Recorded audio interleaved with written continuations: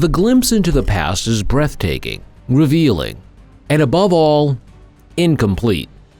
And while most artifacts help us to better understand the lives of our ancestors, others do the exact opposite. The unique discoveries we're about to show you fall into this confusing category. After all, what's an astronaut doing on a 7th century grave cover? Why does a simple coin have the potential to overturn the entire historical record? And above all, how could people thousands of years ago have known what dinosaurs looked like? Movies like Jurassic Park remind us emphatically that we are lucky to have missed the era of the prehistoric lizards by many millions of years. With the knowledge in mind that the dinosaurs became extinct around 66 million years ago, while Homo sapiens first entered the earthly stage 300,000 years ago, you really don't have to be a math genius to realize the following. Our ancestors could never have crossed paths with the T-Rex and company. But is that really true? Well, those who have their doubts about the official doctrine refer to the mysterious Acambaro figures. These are a collection of thousands of ceramic figurines that were discovered in Mexico in 1944, and they really do look like classic dinosaurs.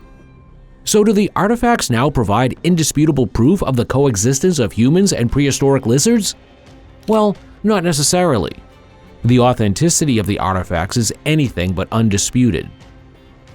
And most experts see them more as a modern hoax than an ancient testimony that unhinges the conventional historiography. The tomb of the alien astronaut. Does the Palenque tomb slab, discovered in a Mexican temple in the 1950s, really show us an alien astronaut? Those who support this almost unbelievable assumption put forward two arguments. On the one hand, the person immortalized on the sarcophagus lid in the 7th century has a very unusual head shape, and the crouching posture would correspond to the typical position of a space traveler in the cockpit. On the other hand, the position of the arms would indicate that the surrounding objects are clearly control elements of a spaceship. And lo and behold, the hieroglyphs on the sides actually tell the story of a man venturing into unknown worlds. Strictly speaking, however, those unknown worlds are not outer space, but the afterlife that King Pakal enters after his death. Does the Sungate of Tanaku bear witness to an incredible truth? Located in West Bolivia, Tanaku is one of the most important ruins in South America. The imposing complex once embodied the urban, architectural, religious, and economic center of the Tanaku state. However, according to alternative author Eric von Daniken, the impressive complex was clearly created with the generous help of aliens. Just a quick glance at the figures of the Sungate and the strikingly straight edges would be enough to convince you of this fact. In detail, the massive monoliths were brought here by aliens and then cut into shape using high-tech lasers. The almost 50 figures on the Sungate, which flank a flying creature, also support this theory. However, opponents dismiss von Daniken's claims as utter nonsense, partly because the alleged flying deity is actually just standing on a pedestal. This coin could rewrite history. Small coin, big mystery. How can it be that a Norwegian penny was found in an ancient indigenous settlement in the US state of Maine when the inhabitants of Norway had never set foot in the region at that time? Despite this, the authenticity of the Maine penny is generally recognized, and it is considered certain that it was produced between the years 1065 and 1080 AD, and thus more than 50 years after the last Vinland voyages. The corresponding excavation site, called Goddard at Naskig Point, is in turn dated to be between 1180 and 1235, and experts assume that it was inhabited by the indigenous people of the area. In principle, it could therefore be assumed that the Vikings actually ventured as far as the coast of Maine, where they lost or exchanged the coin. Perhaps the coin thus testifies that the Norsemen were in contact with the Native Americans for much longer than previously thought. However, this is not the only explanation. It is also conceivable that the Maine penny arrived at its later location through trade, and thus only via detours. Romeo and Juliet of the Bronze Age. Some discoveries are simply heartbreaking. A few years ago, archaeologists in Ukraine came across a 3,000-year-old grave containing the remains of a man and a woman who were still clutching each other even after death. However, according to the experts, it is practically impossible that the woman was buried in such an unusual position at the time. In fact, this find would rather testify to the fact that love is sometimes stronger than one's own desire to live. The woman probably followed her husband to his death voluntarily. The researchers believe that she drank a strong poison, climbed into her husband's grave, snuggled up to him, and then waited for death. The story of the gruesome doll coffins. It's a warm summer's day in June when some boys set off to hunt rabbits at the foothills of Arthur's Seat in Edinburgh. Well, that's what children do in 1836. But when the little ones come across a cave in the rock during their excursion, they make a truly bizarre discovery. 17 tiny coffins containing something even more disturbing. The miniature coffins do not contain small animals, but gruesome dolls. Who made the wooden figures? Who were they supposed to represent? And why on earth they were buried in a hidden cave grave, however, is an unsolved mystery.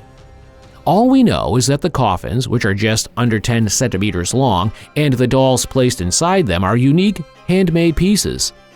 Some people believe that the objects were used in devilish witchcraft rituals, with the figures modeled on the people who were to be cursed. The theory of a proxy burial is not quite as spine-chilling. According to this theory, a resident of the region could have learned that some of his friends had died in a distant land. In order to pay his last respects to the deceased, he could have made the dolls and organized a small funeral service. Are these 3-billion-year-old objects of artificial origin? There are basically two ways to approach the mysterious Klerksdorp spheres. Either you can see them as an unusual outgrowth of nature, or as solid proof that we are not the first highly developed civilization on Earth.